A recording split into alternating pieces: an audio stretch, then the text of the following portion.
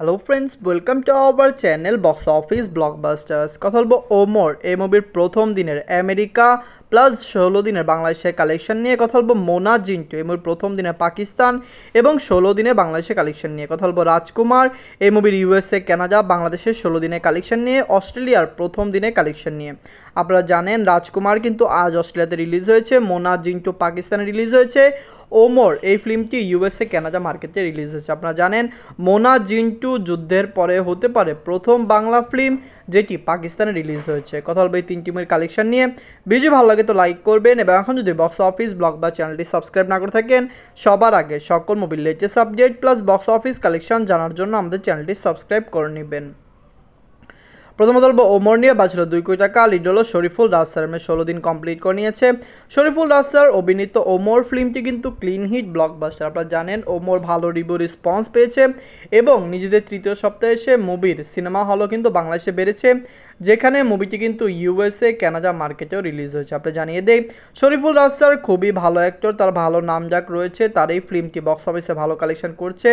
দর্শক family support করলে মুভিটি লাইফ টাইমে ভালো কালেকশন করবে। নিজেদের 16 দিনে বাংলাদেশ থেকে আয় করেছে 17 লক্ষ টাকা। মুভিটি ইউএসএ কানাডা মার্কেট থেকে আয় করেছে 12 লক্ষ টাকা।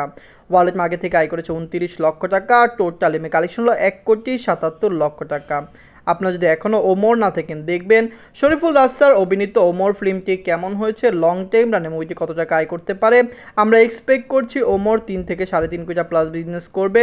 ওমর ইউএসএ কানাডা মার্কেটে রিলিজ হলে মুভিটি এখনও কিন্তু অস্ট্রেলিয়াতে রিলিজ হওয়া বাকি রয়েছে। কথা বলবো মোনা জিন্টু নিয়ে। বাজছিল 2 কোটি টাকা। লিড হলো সুপ্রভাত, 16 দিন বাংলাদেশে কমপ্লিট করেছে। পাকিস্তানে কিন্তু মুভিটি নিজেদের প্রথম দিন কমপ্লিট করেছে। আপনারা জানেন পাকিস্তানে প্রায় 83টি সিনেমা হলে মুভিটি রিলিজ হয়েছে। সকল জায়গা থেকে মুভিটি পজিটিভ কালেকশন করেছে। মোনা জিন্টু আপনারা জানেন পুরোপুরি হরর জন্নার ফিল্ম। এই মুভিটি কিন্তু পাকিস্তানে রিলিজ হওয়ার প্রথম কারণ হলো ইসলামিক প্লাস হরর ফিল্ম এবং পাকিস্তানের দর্শকরা এরকম মুভিকে সাপোর্ট করে। প্রথম দিনে মুভিটি আশানুরূপ ভালো কালেকশন করেছে।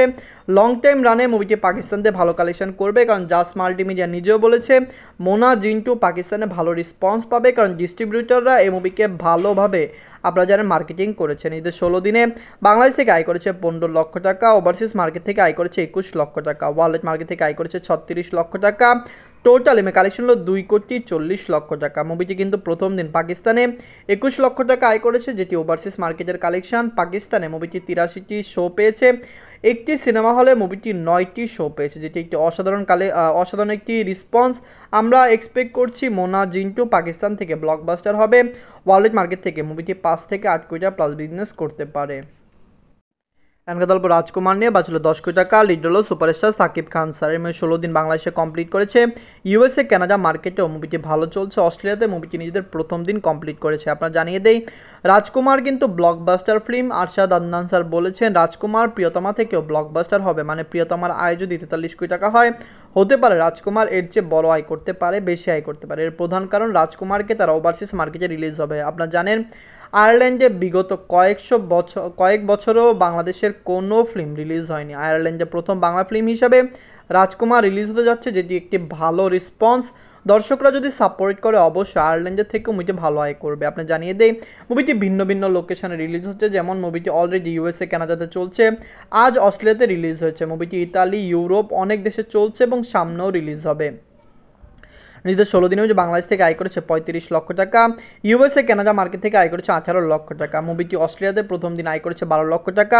ওয়ার্ল্ড মার্কেট থেকে আয় করেছে 65 লক্ষ টাকা। টোটাল এমএ কালেকশন হলো 25,04,00,000 টাকা। আপনারা যদি এখনও রাজকুমার না থাকেন দেখবেন সুপারস্টার সাকিব খান স্যার, যিনি বাংলাদেশের সবচেয়ে বড় সুপারস্টার, বাংলাদেশের দর্শকরা যাকে খুবই বেশি ভালোবাসেন, পছন্দ করেন, তাই রাজকুমার এসেছে। আমরা আশা করছি রাজকুমার প্রথম বাংলা ফিল্ম হবে যেটি 50 কোটি প্লাস বিজনেস করবে। আপনারা যদি এখনও রাজকুমার, মোনা জিন্টু, ওমর না থাকেন দেখবেন, কমেন্ট করে জানিয়ে দিন এই 3টি মুভির মধ্যে সবচেয়ে সেরা বাংলা মুভি কোনটি। ধন্যবাদ।